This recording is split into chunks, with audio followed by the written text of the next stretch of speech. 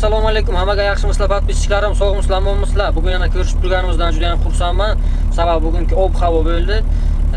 Ob-havo sababli ishimiz vaqtinchaga to'xtab qoldi bugunchalik. Shuni hisobiga men sizlarga bugun video olib bugungi mavzumizni aytib o'tmoqchiman. Bugungi mavzumiz oldingi videoda aytganimda texnika xavfsizlik qoidalari va naryad va shunga o'xshash mavzular bo'ladi, xudo xohlasa. Bugungi darsimizni boshlaymiz. Birinchisidan bu ob-havo.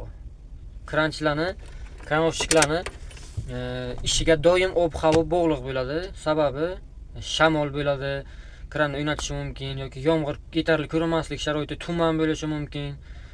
Ko'rinmaydigan darajada qalin tuman qoplashi mumkin. Shuning hisobiga ob-havo yomon bo'ldimi, o'sha ishni to'xtatish kerak. O'zi hamma ishxonada, obyektlarda texnika xavfsizlik xodimi bo'ladi, TB deydi. Oddiy qilib tushuntirganga TB, texnika xavfsizligi xodimi. Ana shu xodim o'zi aslida hamma kranovchiklarga aytish kerak bo'ladi. Shamol tezligi 10 metr bo'libdi, 12 metr bo'libdi sekundiga yoki 13 metr bo'libdi, ishni to'xtat. Yoki ishni davom ettirgin, faqat sekin-sekin ishla. Alohida ehtiyotkorlik bilan ishla deb aytish mumkin bo'ladi. Yine 10 metr sekundga chiqsa bu yengil ishlar to'xtatiladi. Masalan, panellik ishlar, ana shifrlik yoki shunga o'xshash yengil yuklar bo'lsa to'xtatiladi. Sandwich panel. Agar 12 metr sekund bo'ladigan bo'lsa, polni to'xtaydi ish. Sababi shamol stirlarga xalaqit beradi, yukni o'ynatadi. Buni hisobiga shamolning hisobiga yukni bajara olmay qolib, kranchi ham yoki stropilshiklar ham, ishchilar ham borib qisishi mumkin, boshqa bo'lishi mumkin. Shu sababli umuman to'xtatiladi. Xo'sh.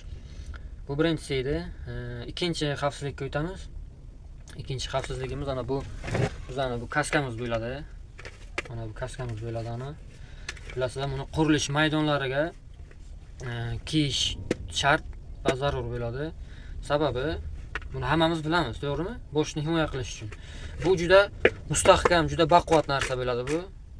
Bu ayrim temirlardan, metallardan baquvvat bo'ladi. Buni shaxsan o'zim sinovdan o'tkazib ko'rganman. Buni kiygandan keyin обязательно ipchasini tortish shart. Chunki tepaga qaragan payt yoki egilgan payt, ishlagan payt bu tushib ketishi mumkin. Tushundingizmi? Tushib ketmasligi uchun ipcha shart bo'ladi. Ana bizning obyektimizga buni ishlab, buni kechirasizlar, buni boshga kiyib ishlash shart bo'ladi. Strogiy bizning hozirgi obyektimiz, ana Xitoyning obyekti Tejun. Bu obyekt boshiga videolarga aytib o'tganimdek Termizga, Surxondaryoga, Uchqizil degan joyga. Yana bitta keyingi 3-nimaga o'tamiz, qo'ydamizga. O'zi aslida kran ishlab turgan payt kranni radius 30 metr atrofida odamlar, ishchilar bo'lmasligi kerak. Sababi kran ustanovka bo'lgan joydan, bilasizlar, stirlasi 30 metrdan ziyod. 3 talik seksiyasi 34 metr, 35 metr chiqadi 50 tonnalik kranlarda. 25 tonnalik kranlarga, 20 tonnalik, 30 tonnalik kranlarda bu 33 metr, 34 metr chiqadi. Buni bilasizlar. O'sha uchun eng kamida degan 30 metrdan kam bo'lmagan masofaga hech kim bo'lmasligi kerak aslida. Sababi o'sha atrofda 30 metr radius atrofida stirlar chiqqandan keyin o'sha atrofda ishlaydi kran. Bir noxush hodisa bo'lmasligi uchun, noxush hodisaning oldini olish uchun yuk tushib ketishi mumkin, aylanib ishlagan payt, pavorot berib ishlagan payt, yo bo'lmasa bir boshqa sabab bo'lishi mumkin, shamol, ana aytib o'tganimizdek ob-havo sabab bo'lishi mumkin. Shuning hisobiga nima deydi?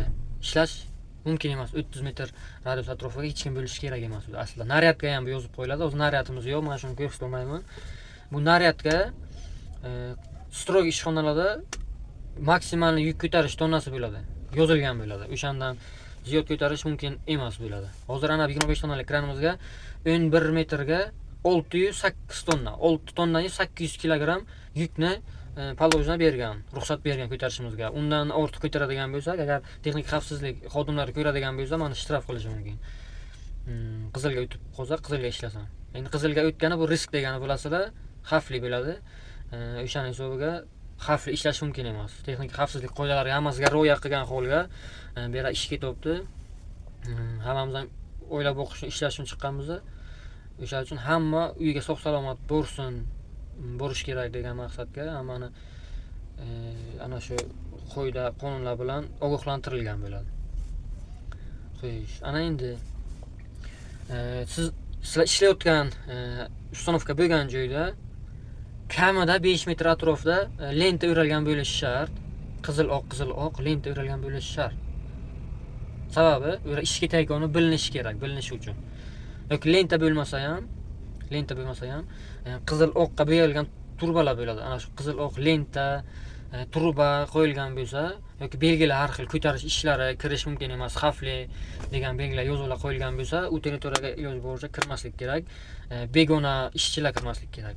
O'sha obyekt, o'sha territoriyaga ishlaydigan kranchi bilan, kranovщикlar bilan ishlaydigan u ishchilar srop bilishlardan tashqari begona ishchilar umuman kirishi mumkin emas.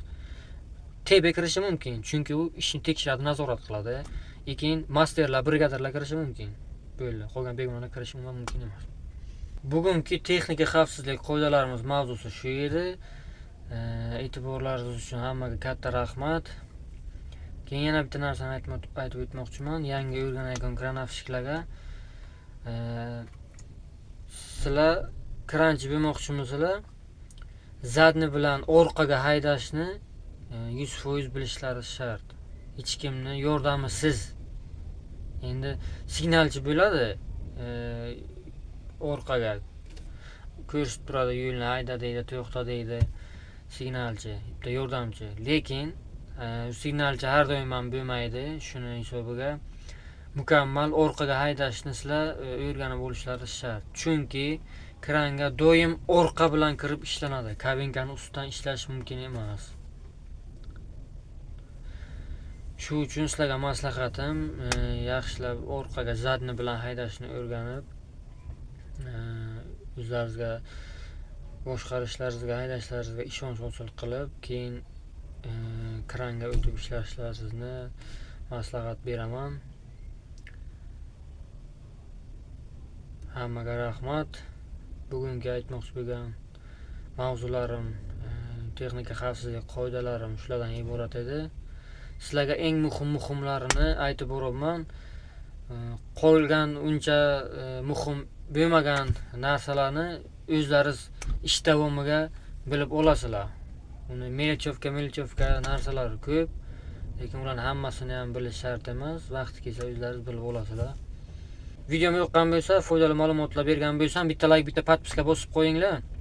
Undan keyin nasib bo'lsa har kun yana harakat qilaman. Yana zo'r mavzularni olib chiqishga, sizlarni qiziqtirgan savollarga, sizlarni qiziqtirgan mavzular haqida gaplashamiz, video olib boraman. Keyingi videomizga yana ko'rishguncha sog'-salomat bo'linglar.